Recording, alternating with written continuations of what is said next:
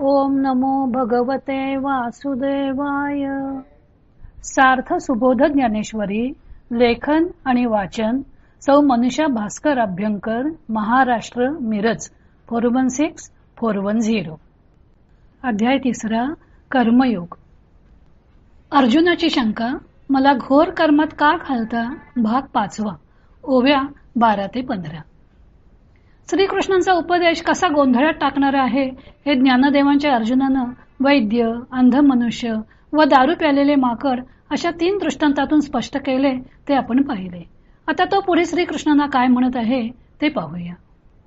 आम्ही तनुमनु जीवे तुझी या बोला वोटंगावे, आणि तुवाची ऐसे करावे तरी सरले म्हण.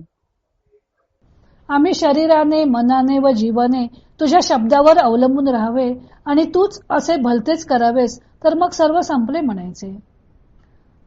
आता ऐसिया परिबोधिसी तरी निके आम्हा करीसी, एथ ज्ञानाची आस कायसी अर्जुन म्हणे. आता याप्रमाणे जर तू उपदेश करणार असशील तर मग आमचे चांगलेच कल्याण करतोस असे म्हणायचे. अर्जुन म्हणाला, आता येथे ज्ञान मिळण्याची आशा कशाची?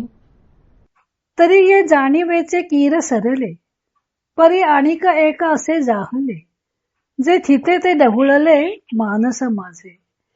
ज्ञान मिळवण्याची गोष्ट तर खरोखरच संपली, पण यात असे एक झाले की माझे निश्चित असलेले विचार यामुळे गडबडले.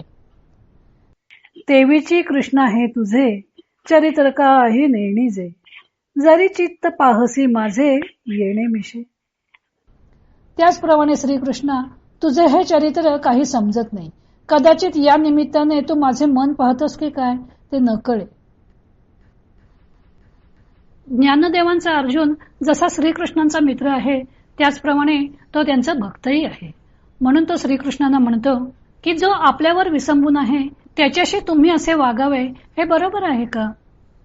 आम्ही तनुमनु जीवे तुझिया बोला वोटंगावे, आम्ही शरीराने, मनाने व जीवाने तुझ्या शब्दावर विसंबावे आणि तू आम्हाला आणखी घोटाळ्यातच पाडावेस. या ओवीत अर्जुनाची श्रीकृष्ण भक्ती व्यक्त झाली आहे.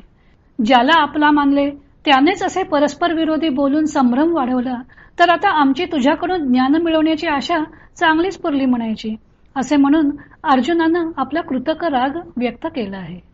दुसरा त्याचा आरोप आहे की आपण जो एक पक्का निश्चय केला होता तोही या व्यर्थी बोलण्याने डळमळीत झाला. एक तर ज्ञान मिळवण्याची आशाच सरली आणि दुसरे म्हणजे असलेले ज्ञानही बरोबर की चुकीचे याविषयी गोंधळ निर्माण झाला. शेवटी अर्जुनाने तुझे चरित्र काही नेणीजे असे म्हणून भगवंतांच्या पुढे हात टेकले आहेत. त्याला आणखीही एक शंका आली की या निमित्ताने श्रीकृष्ण आपली परीक्षा तर घेत नाहीत ना. परीक्षा आपल्या ज्ञानाची, परीक्षा आपल्या श्रीकृष्णावरील विश्वासाची आणि भक्तीचीही. अर्जुनाच्या मनाचा उडालेला गोंधळ, त्यामुळे त्याचे भरकटलेले मन, त्याचे श्रीकृष्णावरील प्रेम व सख्य अशा अनेक कंगोऱ्यांनी ज्ञानदेवांच्या अर्जुनाचं भाषण नटलेलं आहे. आता पुढे अर्जुन श्रीकृष्णांना आपल्याला समजेल अशा भाषेत उपदेश करण्याची विनंती करणार आहे. तो भाग आपण उद्याला पाहूया. हरि ओम तत्सत.